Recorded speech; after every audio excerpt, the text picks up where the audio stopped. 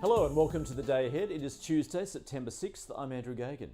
Well, markets were closed in the US for the Labor Day holiday. European equity markets fell as European gas prices jumped as much as 35% after Russia said its main gas supply pipeline to Europe would remain shut.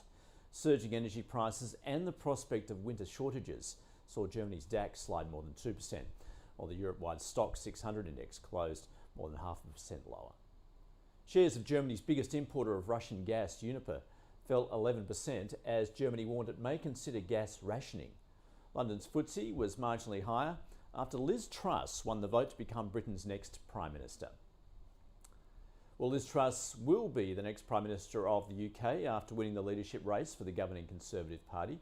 She's vowed to deliver on promised tax cuts and to tackle the growing energy crisis, saying she'll focus on long-term energy supply issues.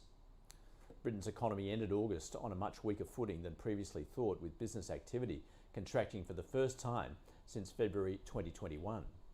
The services and manufacturing PMIs contracted in a sign the economy is slipping into recession as inflation climbs into double digits. And the Eurozone is almost certainly entering a recession, with surveys showing the cost of living skyrocketing, which is curbing consumer spending. The ECB is expected to lift interest rates this week by as much as 75 basis points. Despite that, the euro has dropped below 99 US cents for the first time in 20 years, as halted gas flows from Russia shocked markets. And resolution to the leadership vacuum in Britain has seen the pound bounce. The Aussie dollar rose overnight. It's currently at 67.9 US cents. The local share market is set to open slightly higher this morning ahead of the Reserve Bank's meeting. ASX futures up 0.1%. Energy supply remains a focus for markets at the moment as Russia halts gas flows from Nord Stream 1, which feeds Europe. Meanwhile, global oil prices have risen after OPEC Plus members agreed to a small production cut of 100,000 barrels a day to boost prices. That amounts to just 0.1% of global demand. Brent crude futures climbing almost 3%.